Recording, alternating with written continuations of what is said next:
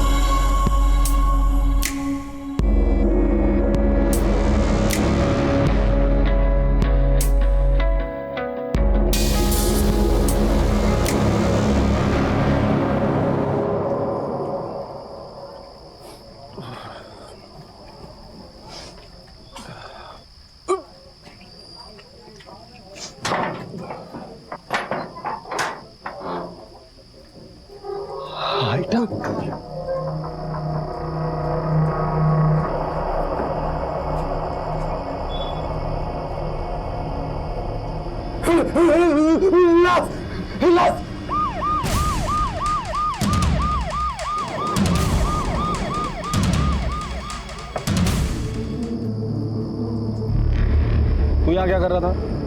साहब मैं नागपुर से यवतमाल माल की डिलीवरी के लिए आया था। सोचा रात बहुत हो गई है, थोड़ा खा पी के आराम करता हूँ। जब टेम्पो में सोने के लिए आया साहब तो उधर लाश मिला मेरे को, तो मैंने आपको फ़ोन किया। कब की बात है ये? तकरीबन 2 घंटे हुआ होगा। 2 घंटे पहले मैंने पूरा टेम्पो का माल उठवाया। तब टेम्पो में लाश नहीं थी? नहीं साहब। क्या ऐसा तो नहीं कि तूने ही मार के डाला है उसे अंदर? साहब अगर मैं मारता तो आपको फ़ोन क्यों करता? सर ये सही कह रहा है, अंदर एक औरत की लाश है, लेकिन सिर्फ धड़ है, सर नहीं है। धड़ आया तो सिर भी यहीं आसपास होगा। सीमा आसपास का एरिया चेक करो। सर मुझे लगता है किसी चोट खाया आशिक के रिवेंज का मामला है। दोनों में किसी बात को लेकर झगड़ा हुआ होगा, लड़की को मार के फेंक के चला गया होगा। मधुकर इतने जल्दी नतीजे पर नहीं आते, देखते हैं।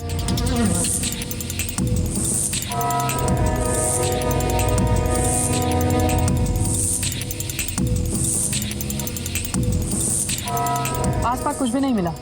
सर और धड़ अलग अलग फेंका है, इसका मतलब विक्टिम की पहचान न हो इसलिए ये सब कुछ किया है। सीमा एक काम करो, फॉरेंसिक को बुलाओ और बॉडी को पोस्टमार्टम के लिए भेज दो। तो और मधुकर इसे लेकर पुलिस स्टेशन आ जाना। सर चलो हमारे साथ आ जाओ।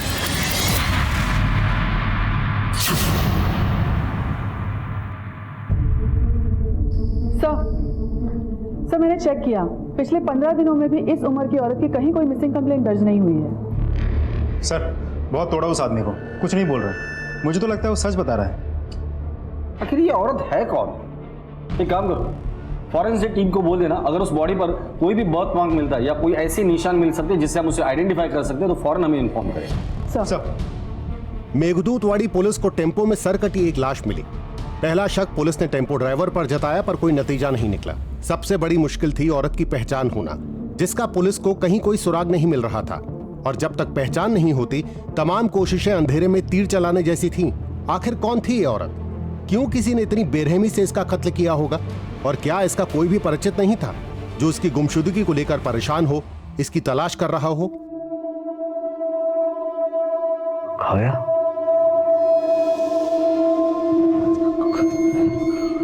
काव्या,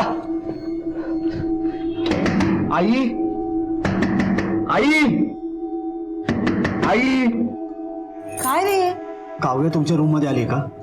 नाही. काय झालं? काव्या रूम में नहीं है, मालूम नहीं कहाँ चली गई है. चल बघूया. काव्या, एवढ्या रात्री कुठे गेली पोरगी?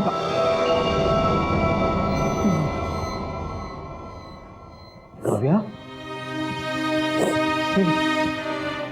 हे बोला, काय काय झालं? अरे क्या हुआ? ये तुम रो क्यों रही हो?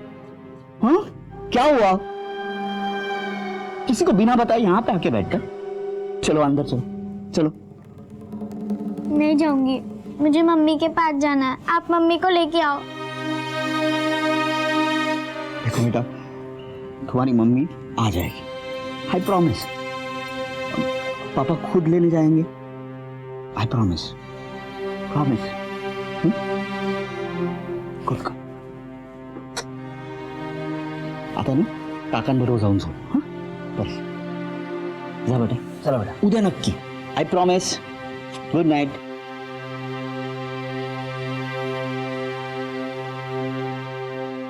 स्वप्निल, काव्या खूप लहान है अजून, वो नहीं रह पाएगी अपनी माँ के बिना. हमें कल्पना को लाना ही पड़ेगा. रियली मैं संभालूंगा सब कुछ। I will manage everything, I will manage. लेकिन काय मैनेज करना रेस तू? हाँ, सिर्फ 24 घंटे हुए हैं कल्पना को जाके, और काव्या की हालत देखी है ना तूने? सुबह से कुछ खाया नहीं है बच्ची ने।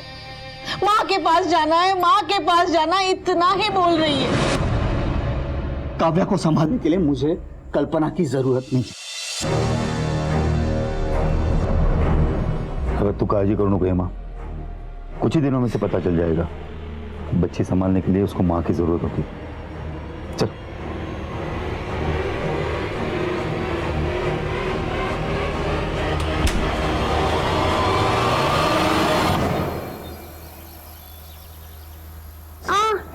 पापा दर्द रहा है। आई एम सॉरी बेटा, आई एम सॉरी।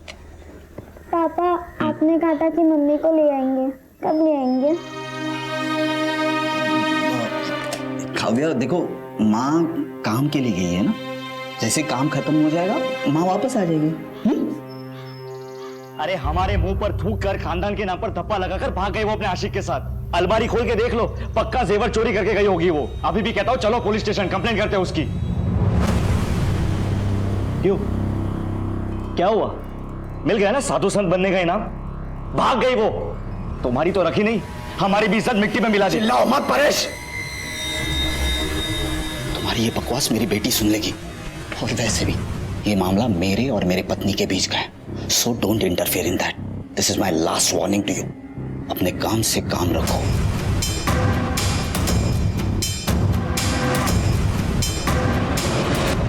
चलो बेटा, चलो, देरी हो जाएगी स्कूल के लिए।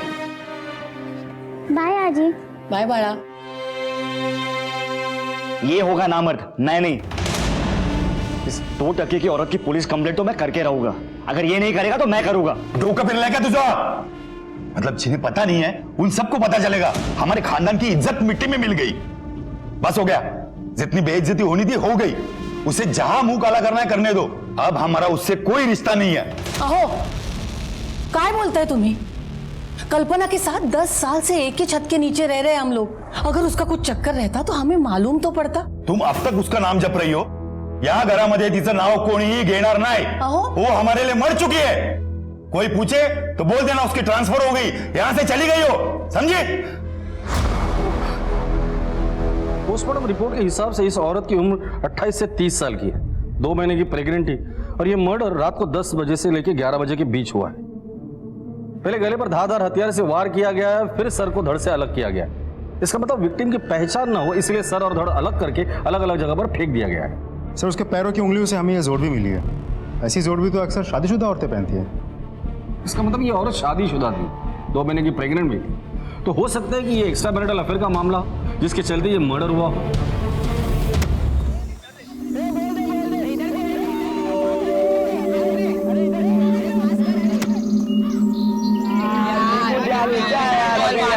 हमेशा यार, जल्दी लेके आया निकुंज, जल्दी यार।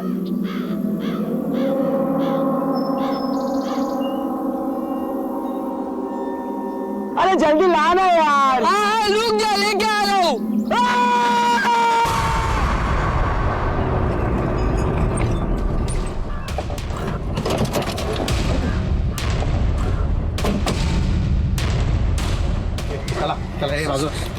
सर, शादीशुदा औरत है, मांग में सिंदूर है, और उम्र 28-30 से ज्यादा की नहीं होगी। ये खून सूखा हुआ है और चेहरा भी फूला हुआ है। इसका मतलब खून 2-3 दिन पहले ही हुआ है। नाइक, एक काम करो, आसपास चेक करो, शायद कत्ल का हथियार या कोई सुराग, या फिर बॉडी का बाकी का हिस्सा यही कहीं हो। जी मैडम। तुम लोग हमेशा यही आते खेलने? नहीं मैम, हम लोग हर रोज नहीं आते, सिर्फ छुट्टी के दिन आते हैं। लास्ट संडे आए तो उसके बाद आ जाए। मैडम, यहाँ आसपास कुछ भी नहीं मिला। नाइक, एक काम करो, सर को फॉरेंसिक लैब भेजो, बाकी इंफॉर्मेशन मैं अपलोड करती हूँ, शायद कहीं कोई मैच मिल जाए। मेघदूतवाड़ी पुलिस अब भी उस औरत की पहचान में जुटी थी, और इधर वडगांव में पुलिस को एक कटा हुआ सिर मिला। दोनों में एक बात समान थी कि मरने वाली औरत शादीशुदा थी, पर कौन थी, कहां की थी, और इसे क्यों मारा गया था? ये सवाल अब भी जस के तस खड़े हुए थे। एक तरफ एक परिवार था जो भावनात्मक और सामाजिक हलचल से डरा हुआ, सहमा और परेशान था, और दूसरी तरफ पुलिस औरत की पहचान में जुटी थी और अब शायद उसे छोटी ही सही पर एक कामयाबी हाथ लगने वाली थी जो इस केस को आगे बढ़ाने में दिशा देने वाली थी। सर, वडगांव पुलिस को एक औरत का सिर मिला है। उसकी डिटेल्स उन्होंने साइट पे अपलोड की है, उसकी print out. Wadgaon police station में तो नम्रता चौहान है ना? सर, मैं जानता हूँ उसको।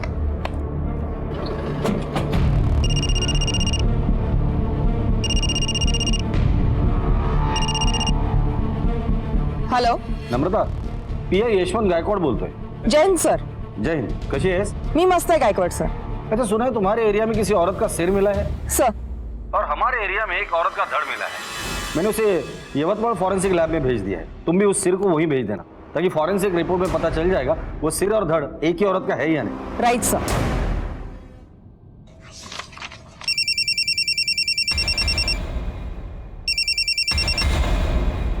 हाँ आई क्या?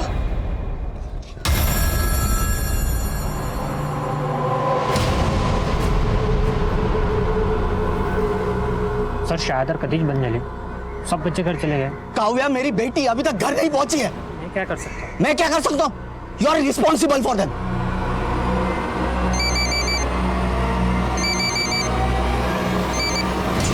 हाँ बेटा. हाँ बाबा, मैं स्कूल आया हूँ. ये वॉचमैन बता रहा है सब बच्चे चले गए, कोई नहीं है यहाँ पे. अरे यहाँ पे भी नहीं आई हो? आप बस स्टैंड पे जाके देखो सब. अरे मैं स्कूल बस स्टॉप पे जाके आया, वहां पे उतरी नहीं.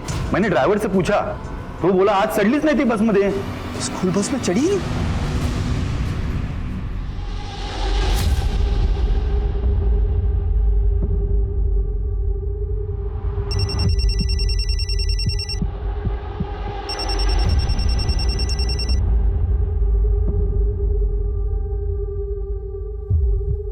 हाँ बोलो प्रतिभा. अरे ऐसी क्या बात कर रही है यार? I was just doing yoga. कोई तो आया है, सुन, मैं बाद में कॉल करती हूँ, ठीक है? अरे खोल रही हूँ दरवाजा.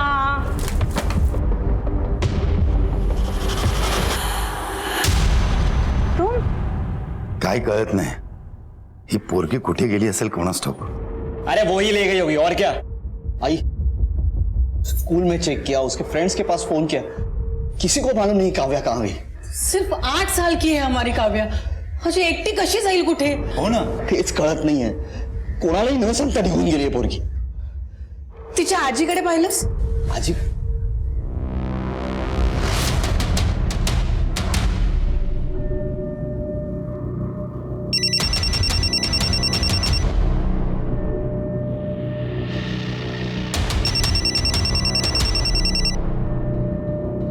स्वप्निल, मैं तुम्हारे फोन का ही वेट कर रही थी.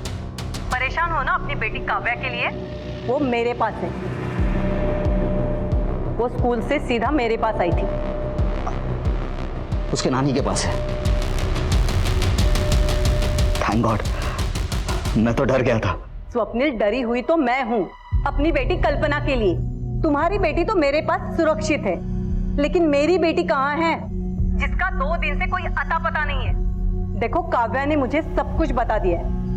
स्वप्निल, सच सच बताओ, मेरी बेटी कल्पना कहाँ है? देखो वरना.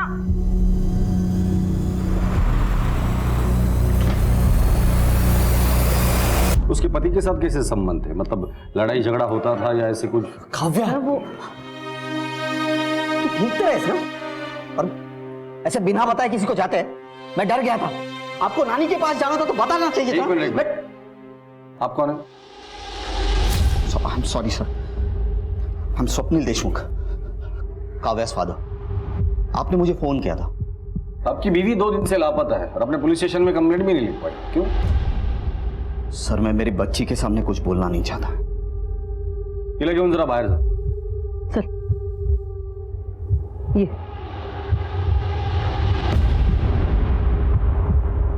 बैठिए.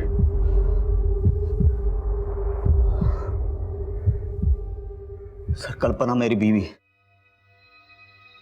शादी से पहले उसका किसी के साथ अफेयर था. अब वो उसके लाइफ में लौट के आया. उसने उसमें और अपनी फैमिली में से उसे चुना, उसी के साथ चली गई। सर अगर वो हमसे प्यार करती, अपनी फैमिली से प्यार करती तो हमें छोड़ के चली जाती। फिर मैंने सोचा अगर कल्पना इसमें सब में खुश है तो वही से मैं उसके रास्ते में नहीं आऊंगा।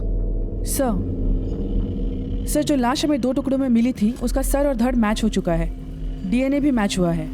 उसकी शक्ल किशोरी जी की बेटी कल्पना जैसी लग रही है।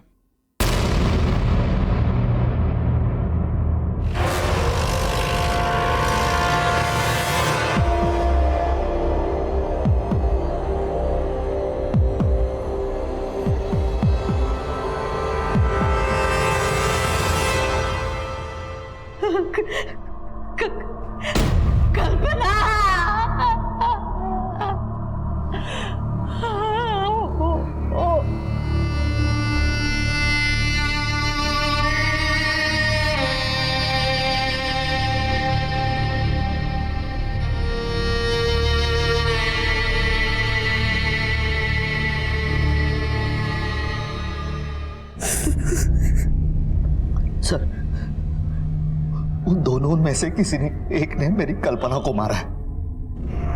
हाँ सर, सुधांशु या अक्षय। कौन है ये दोनों? सुधांशु शादी से पहले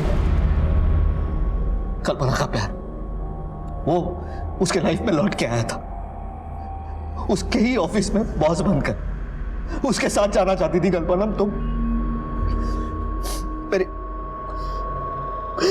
फैमिली परिवार की खुशी के लिए मैंने उसे जाने दी।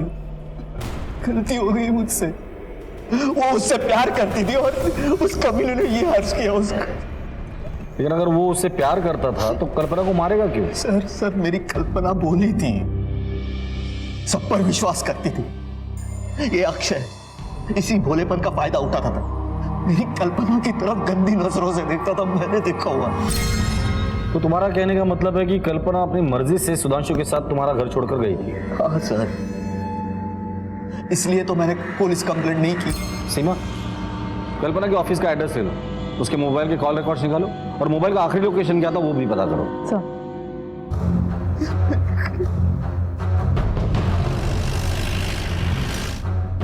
मिस्टर जोशी से मिलना है। Sir, he is there. Seema, staff से पूछताछ करो।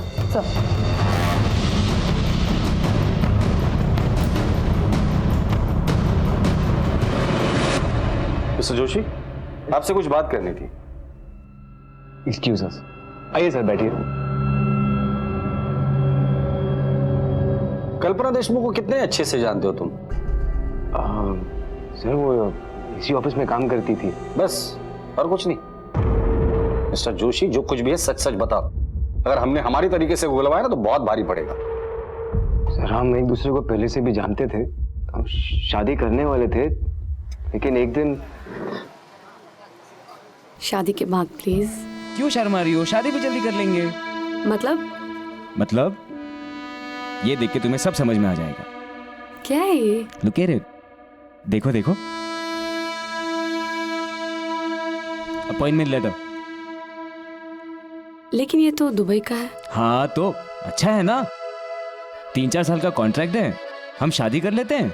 4 साल बाद दुबई में जाके मैं दिनार में दबा के कमाऊंगा, वापस आ जाऊंगा और तुम घर संभालना और मैं रोकड़ा कमाऊंगा। लाइफ सेट हो जाएगी। वाह, तुम्हारा करियर, तुम्हारा काम, तुम्हारी शादी, सब डिसाइड कर लिया ना तुमने। मेरा क्या? What about me? मेरा करियर, मेरी लाइफ, इसकी कोई इंपॉर्टेंस नहीं है तुम्हारी लाइफ में।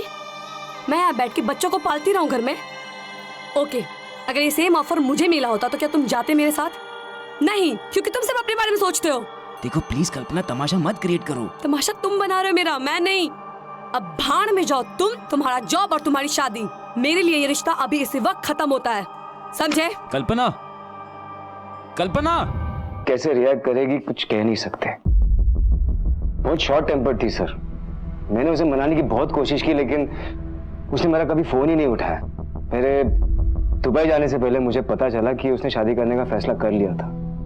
फिर मैं दुबई चला गया और वापस आने के बाद इत्तेफाक से इसी कंपनी में उसका बॉस बन के अपॉइंट हुआ। Good morning sir. Good morning. Sudhanshu, Kalpana तुम?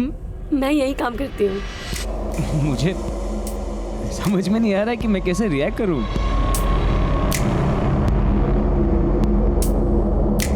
मैं बताती हूँ पुराने रिश्तों को कैसे वेलकम करते हैं। एक्सक्यूज मी कल्पना, एक्सक्यूज मी।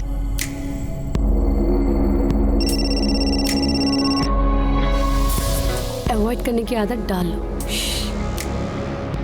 अब तुम दोनों एक ही ऑफिस में हैं। पता नहीं पुराना रिश्ता कब नया बन जाए।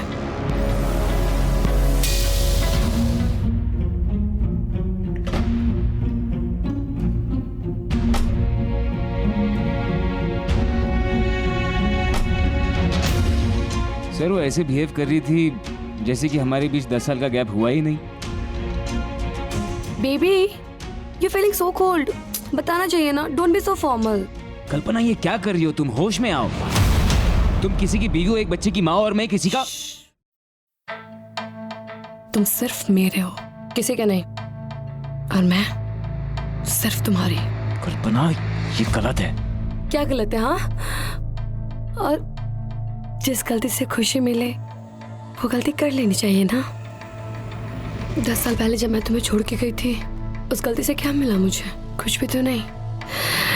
लेकिन आज पास आने की गलती से अगर मुझे कुछ मिल रहा है तो क्या प्रॉब्लम है? मैंने उसकी कोई बात नहीं मानी, ना उससे कोई रिश्ता बनाया ना बढ़ाया। जिस दिन कल्पना का मर्डर हुआ था तुम कहाँ थे? उस दिन मेरी तबीयत खराब थी और मैं घर पे था। तुम्हारे अलावा और कोई है जो इस बात को कंफर्म करे कि तुम उस दिन घर पर ही थे? नहीं सर, उस दिन मैं घर पे अकेला था। क्यों? तुम्हारी बीवी कहाँ है? वो भी जॉब करती है, मुंबई में उसका पोस्टिंग है, वीकेंड्स में यहाँ आती है। ठीक है, फिलहाल तो हम जा रहे हैं, लेकिन जब तक इस केस की इन्वेस्टिगेशन चल रही है, शहर छोड़ने से पहले हमें इन्फॉर्म करके जाना। Okay sir. सर, हमें मिली इन्फॉर्मेशन के मुताबिक कल्पना के सेल की लास्ट लोकेशन यहीं की थी।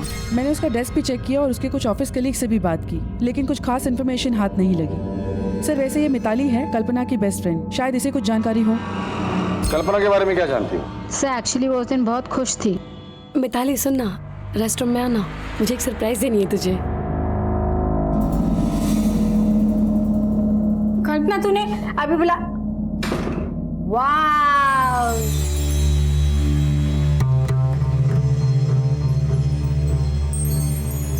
Somebody is looking sexy। किधर जा रही है इतना हॉट बन के? डेट पे। डेट पे जा रही है, पर किसके साथ? क्या सीक्रेट है? मैं बाद में बताती हूँ सब चीज तुझे। वाह मेरा सही है, एंजॉय करो। ये अपने पास रख, मैं कल आके ले लूंगी, ठीक है? वो तो ठीक है। कल्पना बात तो सुन। ठीक है, अगर जरूरत पड़ेगी तो दोबारा कांटेक्ट करेंगे। Okay sir. Kalpana western dress पहनकर किसी से मिलने गई थी और उसकी डेड बॉडी हमें उसी ड्रेस में मिली थी। सर यहाँ हमारे लिए दो बातें जाननी बहुत जरूरी है। पहली बात, अगर कल्पना साड़ी पहन के ऑफिस आई थी तो वेस्टर्न ड्रेस पहन के किससे मिलने गई?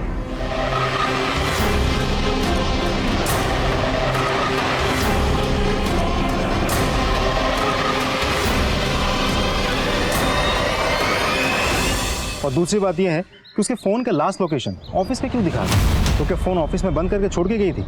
अगर गई थी तो क्यों? यही तो पता लगा ना। मुझे तो ये बहुत बड़ी साजिश लगती है। कुछ तो है जो हमसे छूट रहा है। कल्पना किस बॉयफ्रेंड से मिलने गई थी? चलो अक्षय से जाकर मिलते हैं, आज शाम की चाय उसी के घर पीते हैं। अक्षय मेरी बात तो सुन। मम्मी मुझे जाना है। अक्षय कैसी बात कर रहा है? लेकिन बता तो सही, कहाँ जा रहा है तू? मम्मी मुझसे यहाँ पर पढ़ाई नहीं हो रही है, मम्मी गाँव वाला चालू है। गाँव पे जाएगा? पागल हो गया है क्या? अब टेंशन मत लो। जाना है, छोड़। आप लोग यहाँ? अक्षय से कुछ बात करनी है। तू कल्पना के पास ट्यूशन के लिए जाता था ना? हाँ सर, वो कुछ सब्जेक्ट्स में मैं थोड़ा सा वीक था, तो मम्मी ने कल्पना भाभी से बात की थी। मुझे समझ नहीं आ रहा है कि आप लोग अक्षय से क्या जानना चाहते हो? लेकिन अक्षय समझ गया कि हम यहाँ क्यों आए और किस लिए आए हैं। कल्पना का मर्डर हो गया है और हमें पता चला कि अक्षय उसे गंदी नजर से देखता था। नहीं सर, ऐसा नहीं है सर, वो तो मेरी भाभी थी, इज्जत करता था मैं उनकी। देख बेटा, तो जो कुछ भी जानता है ना, हमें सच सच बता दे, क्योंकि इसके बाद जो ट्यूशन हम तुझे पढ़ाएंगे ना, तो तू पढ़ नहीं पाएगा। समझ गया? सर मैं एक दिन बहुत डर गया था। वो स्वप्निल भैया के साथ कहीं बाहर जा रही थी और हाँ हाँ बस मैं निकल रही हूँ। अच्छा ठीक है तो वेट कर लो थोड़ा। ओके एक सेकेंड होल्ड करना। Akshay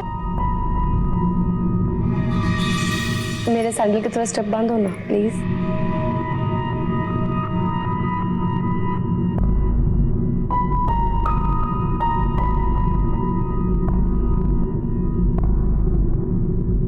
just hold second. अच्छे स्टूडेंट हो, जल्दी सीख रहे हो।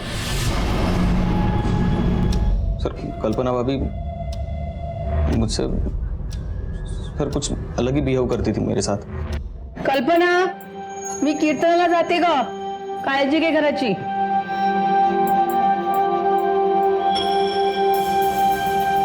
अक्षय अक्षय जी मैम। 1 मिनट अंदर आना। हाँ आया।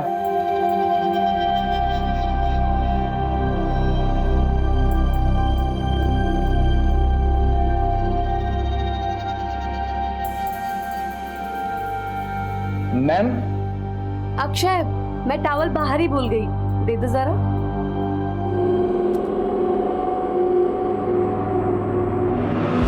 मैम ये टॉवल लीजिए। तुम्हें नहीं नहाना है क्या? चलो।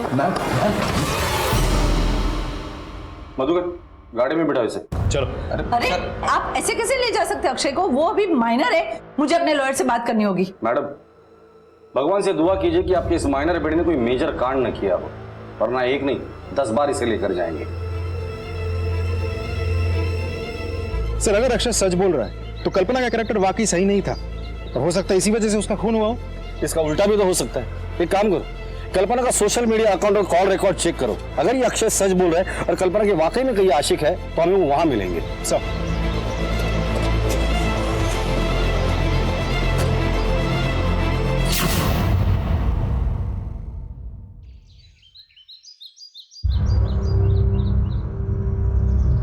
हेमा, सुधाकर, स्वप्निल, अरे कहाँ छुप गए बेटा? बाहर निकल, अरे बाहर निकलो। काय झालं ओरडायला? हो शर्म नहीं आई मेरे बेटे को बदनाम करके? अरे तुम्हारी बहू आवारा और बच्चलन थी, उसमें मेरे बेटे का क्या कसूर? और एक बात कान खोलकर सुन लो, अगर दोबारा तूने इस बदनामी में मेरे बेटे को खींचने की कोशिश की तो पूरे शहर में तेरी बहू की पोल खोल के रख दूंगी। कल्पना के बारे में अभी तक जो कुछ भी हमें पता सर, चला। मला तुम्हाला काहीतरी विचारायचं। आप मेरे बहू को एक बैठिए आप। बोला। सर आप मेरी बहू को न्याय दिलाने की कोशिश कर रहे या उसे बदनाम करने की? आप कहना क्या चाहती हैं? सर अक्षय और कल्पना के बॉस ने आपसे जो कुछ भी कहा उसकी सच्चाई जानने की आपने कोशिश ही नहीं की, वो साफ बच गए, उल्टा मेरी मरी हुई बहू बदनाम हो रही है। सर ठीक है, मैं आपकी तकलीफ समझ सकता हूँ, लेकिन हमारी किसी के साथ कोई पर्सनल दुश्मनी तो है नहीं। कल्पना का मर्डर हुआ है, हम भी उसके कातिल को ही ढूंढ रहे हैं। इसके लिए कल्पना के जीवन में जो कुछ भी चल रहा था वो जानना हमारे लिए बहुत जरूरी है। हम सिर्फ सच ढूंढ रहे हैं। हाँ तो सर सच यही है कि वो झूठ बोल रहा है। अभी तो यकीन के साथ कैसे कह सकती है? क्योंकि सर मैं सच जानती हूँ। हेलो सुधांशु, किस टाइप के घटे इंसान हो तुम? हाँ तुमने मेरे फोन पे फोन किया, मैंने नहीं उठाया तो तुम लैंडलाइन पे फोन कर रहे हो? कितने बेशरम हो तुम। लिसन, मैं लास्ट टाइम वार्न करी तुम्हें, अगर तुमने मुझे दोबारा परेशान किया या फोन किया ना तो मैं तुम्हारे खिलाफ एक्शन लूंगी, समझे?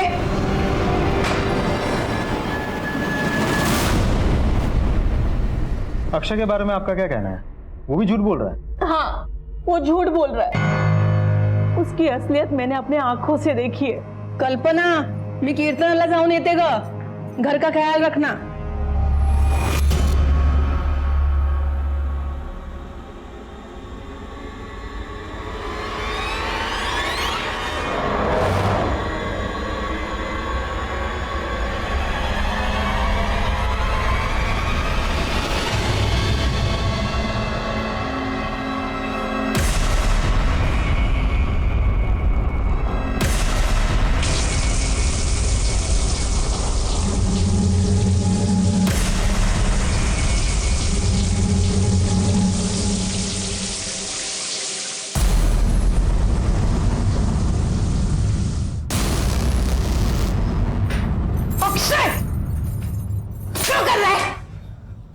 निकल, चल बाहर निकल यहाँ, निकल बाहेर.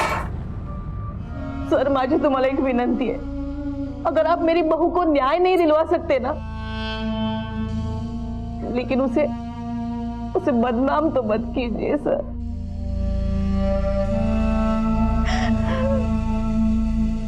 सीमा, अजीब असमंजस की स्थिति पैदा हो गई थी। कल्पना की सास हेमा बहू के चरित्र पर रत्ती भर भी शक नहीं कर रही थी। आखिर कल्पना के साथ हुआ क्या था? वो किससे मिलने गई थी जब उसका कत्ल हुआ? इन सारे सवालों के जवाब तलब करने थे। पुलिस के लिए एक बार फिर से शुरुआत करने की स्थिति पैदा हो गई थी। ये सुधांशु और अक्षय, इनसे दोबारा पूछताछ करनी होगी हमारी तरीके से।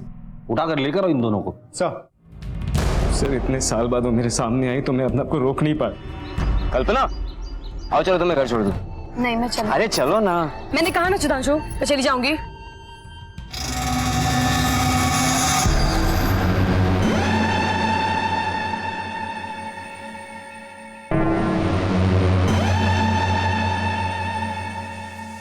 हाउ डेयर यू, तुम्हारी हिम्मत कैसे हुई?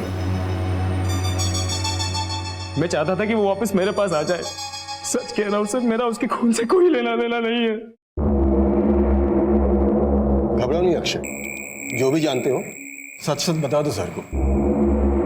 सर मुझे कल्पना भाभी बहुत अच्छी लगती थी।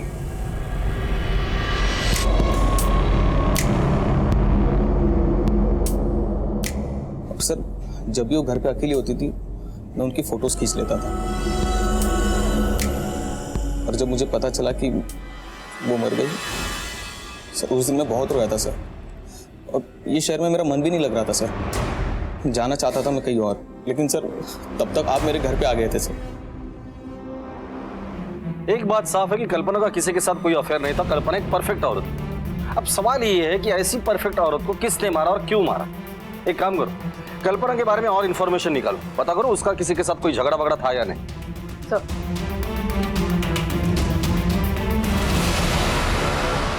नाही, तिचं कोणाशी भांडण तर नव्हतं, लेकिन बहुत दिनों से कुछ परेशान सी थी, बहुत गुस्से में थी। हेलो आई, ये सुधांशु, मतलब पूरी दुनिया छोड़ के इसको मेरी कंपनी मिली थी। मिस्टर दुबे रिटर्न कॉल में दूसरी कंपनी नहीं मिली। आई कुछ समझ में नहीं आ रहा। मेरे पास सिर्फ दो ही रास्ते बचे आई, या तो मैं स्वप्निल को इसके बारे में सब कुछ बता दूं, या तो फिर ये कंपनी ही छोड़ दूं। स्वप्निल को ये सब बात बताने की सपने में भी मत सोचना। वो सुधांशु और तेरे बीच में कुछ भी नहीं है, ये मानेगा ही नहीं बात। और दूसरी बात, नौकरी छोड़ने की भी बात सोचना नहीं। स्वप्निल अगर पूछेगा तो तू क्या बताएगी उसे? देख तू वो सुधांशु को इग्नोर कर। देख बेटा, तुला माझी शपथ है। मतलब स्वप्निल कल्पना और सुधांशु के बारे में कुछ भी नहीं जानता था? नहीं, स्वप्निल के पास कल्पना के अलावा कोई और जरिया था ही नहीं कि उसे पता चले। स्वप्निल ने मिसिंग कंप्लेंट इसलिए नहीं लिखवाई क्योंकि वो जानता था कि कल्पना कहाँ है। उसे कल्पना और सुधांशु के अफेयर के बारे में पता था, और इस महान आदमी ने कल्पना की खुशी के लिए खुद का घर भी तोड़ दिया। जिस दिन कल्पना का मर्डर हुआ था, स्वप्निल के फोन की लोकेशन क्या थी? उसके ऑफिस की। बुलाकर लेकर आओ इस स्वप्निल को और पता करो कि वाकई वो ऑफिस में था या उसका फोन ऑफिस में था और ये कहीं और था। कल्पना ने तुम्हें कभी भी नहीं बताया था कि शादी से पहले उसका और सुधांशु का अफेयर था, तो फिर ये बात तुम्हें कैसे पता चली? सर क्या आपकी शादी हुई है? अब तुम मुझे शादीशुदा दुखियारे पति की कहानी सुनाओगे? नहीं सर, ऐसा कुछ नहीं करना चाहता। मैं सिर्फ इतना बताना चाहता हूं कि एक इंसान दूसरे इंसान के साथ इतने साल बिताने के बाद हर बात बतानी जरूरी नहीं होती उस दूसरे इंसान को।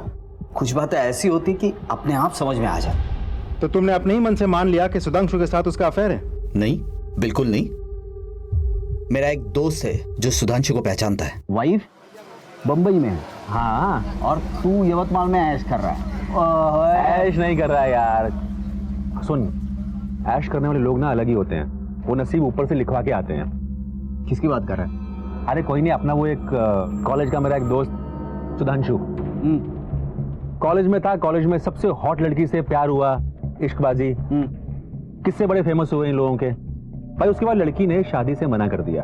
उसके बाद ये गया दुबई, 10 साल पैसे वैसे कमाया, दिनार में छापा, वापस आया इंडिया और यहाँ पे कॉलेज से भी हॉट लड़की से शादी कर ली। अच्छा हाँ, नसीब इसे बोलते हैं। वापस आता है इंडिया, यवतमल में इस कंपनी में नौकरी करता है ना। कॉलेज की वो हॉट लड़की भी वहीं काम करती है। क्या नाम क्या बताया बंदे का? अरे सुधांशु जोशी। लड़की का नाम क्या? लड़की कल्पना। दोनों के किस्से फेमस थे पूरे कॉलेज में। तो ये सारी कहानी सुनने के बाद तुम्हें गुस्सा आ गया और गुस्से में आकर तुमने कल्पना को मार दिया? नहीं सर, बल्कि मैंने कल्पना को आजाद कर दिया सुधांशु के पास जाने के लिए। 10 साल बिताए मैंने और कल्पना ने, उसकी यादें ही मेरे लिए काफी है। सर मैं अपनी बीवी को क्यों मारूंगा? हाय हाय मैं पुलिस स्टेशन। हाँ ठीक है, मैं तो ये तो सर काव्या आई बाबा को बहुत परेशान करेगी, क्या मैं जा सकता हूं?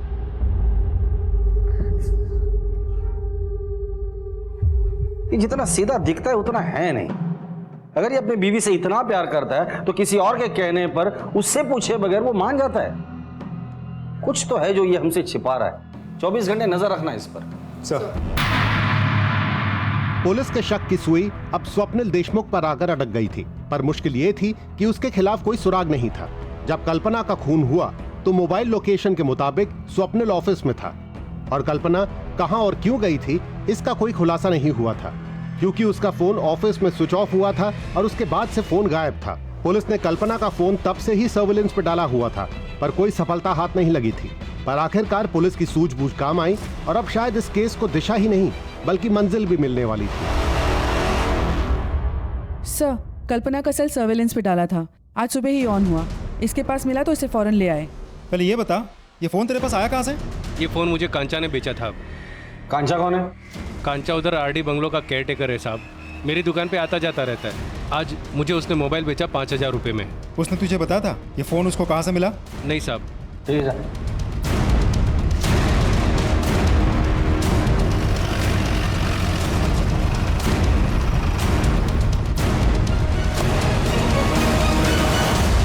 सुनो। जी साहब जी, क्या हुआ? ये मोबाइल तुमने बेचा था गिरीश को? जी साहब जी, मैंने बेचा था। कहाँ मिला था तुम्हें ये? साहब जी, हमारा मालिक ये बंगलो रेंट पर देते, पार्टी शार्टी चलते रहता है, लड़का लड़की आते उनको भी भाड़ा पर देते। एक साहब जी मेम साहब जी आए थे, वो लोग जाने के बाद मैं साफ सफाई कर रहा था तो सोफा को नीचे मोबाइल मिला। मैं सोचा जिसको है उसको लौटा दूँ, ऑन करना कोशिश की, ऑन हुआ ही नहीं। फिर मैं गिरीश के पास चले गया और गिरीश बोले कि 5000 मिलेगा। मैं थोड़ा लालच मांगा था साहब जी। यही औरत थी? जी यही मैम साहब। ये आया था? नहीं साहब। ये आया था? नहीं, इसके साथ भी नहीं आई थी। ये? हाँ साहब जी, इसके साथ आई थी मैं।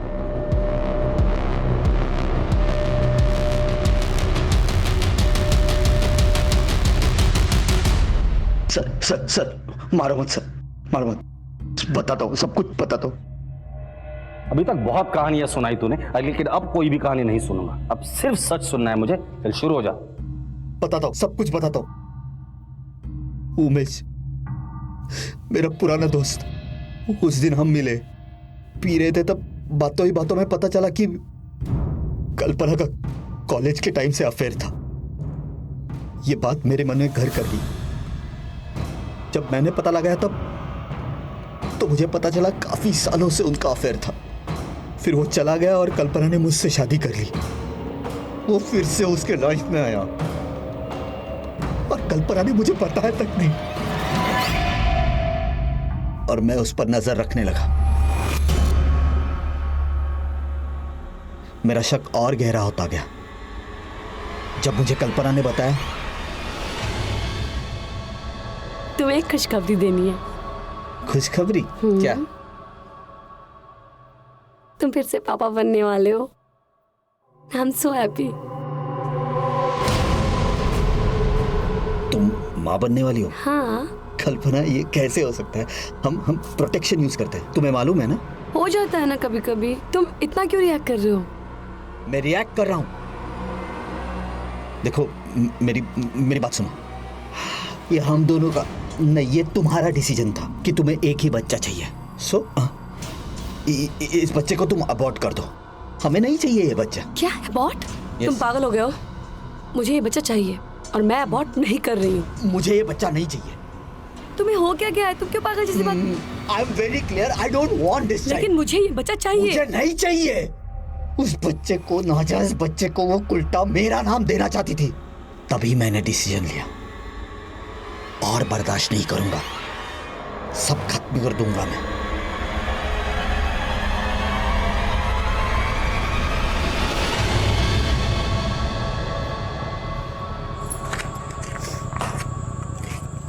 मुझे माफ कर दो, मैंने तुम्हारे साथ बहुत बदतमीजी से बात की। अपनी गलती सुधारने के लिए मैं तुम्हें आज डेट पे ले जाना चाहता हूँ। उस दिन कल्पना को मैंने एक नई ड्रेस खरीद के दी। फिर मैंने उसे फोन किया और मेरे साथ डेट पर चलने के लिए मना लिया। मैंने उसे कहा कि आज हम दोनों वक्त बिताएंगे, सो मुझे कोई डिस्टरबेंस नहीं चाहिए। इसीलिए मैंने उसे कहा कि वो अपना मोबाइल ऑफिस में ही स्विच ऑफ कर दे और मैं अपना मोबाइल ऑफिस में ही छोड़ दूंगा। वो निकली थी घर से साड़ी पहन के, पर उसने ऑफिस में मेरी गिफ्ट दी हुई वेस्टर्न ड्रेस पहन ली।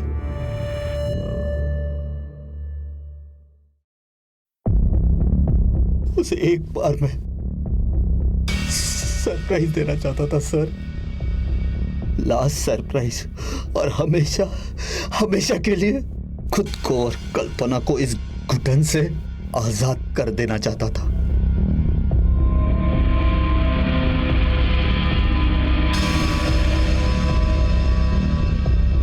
अरे क्या कह रहे हो? मैंने कहा था ना तुम्हें, एक बहुत बड़ा सरप्राइज देने वाला हूं तुम्हें। अच्छा क्या है? दिखाओ तो सही। पेशेंस रखो। कर क्या रहे हो तुम? अरे मैंने कहा था ना, एक बड़ा सरप्राइज।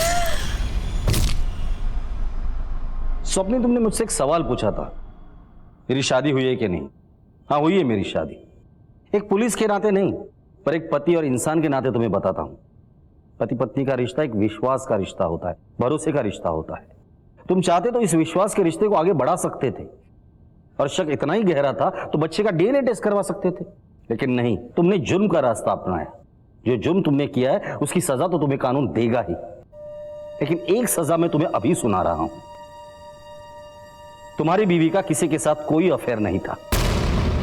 उसके पेट में जो बच्चा था वो नाजायज नहीं, बल्कि वो तुम्हारा बच्चा था। अब जिंदगी भर इसी पश्चाताप के आग में जलते रहना कि तुमने सिर्फ अपनी बीवी का ही नहीं, बल्कि होने वाले बच्चे को भी मार डाला है।